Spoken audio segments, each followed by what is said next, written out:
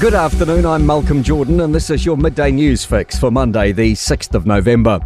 The incoming government is already facing its first strikes, with early childhood education teachers downing tools this Wednesday.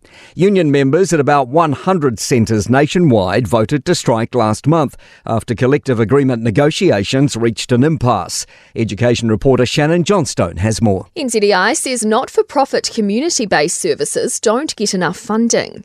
Union representative Megan White says the government's funding arrangement is a one-size-fits-all model set to minimum teacher-child ratios.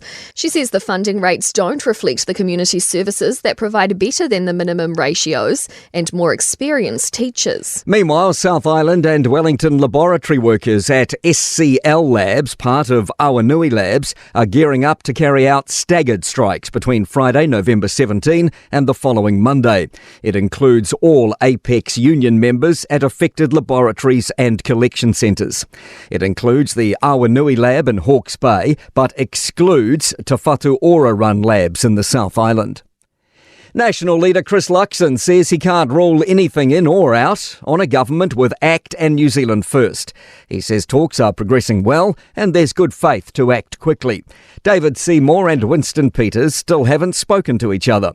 Luxon says he can't confirm any details until all conversations are complete. But I can just say the intention is that all three party leaders want to work together in a very strong collaborative way. David Seymour says many people voted for change and plenty voted for ACT. Our job now is to actually bring about the changes which were overdue at the time of the election and become more overdue with each passing day. Winston Peters says his caucus will convene in Wellington today to work on fundamental matters before coalition talks.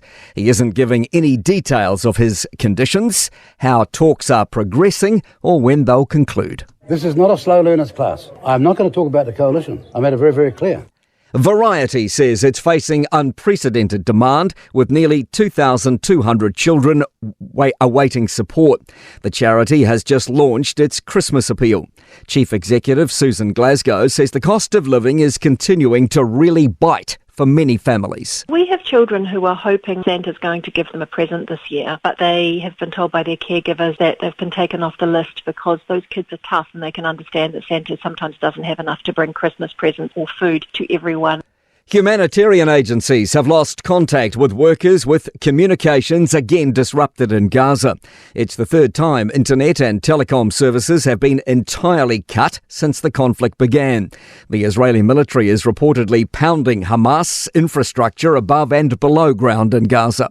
CNN's Jeremy Diamond says previous blackouts have been closely followed by an attack. There was a complete outage of telecommunications inside of Gaza when Israeli forces went in a significant ground offensive. So we have seen at key fulcrum moments in this war that has happened. To sport. All Blacks captain Sam Cane will appear before a judicial committee tonight via Zoom after receiving a red card for a dangerous tackle during the World Cup final loss to South Africa. Welsh outside back Lee Halfpenny has signed on for the next season of Super Rugby Pacific with the Crusaders.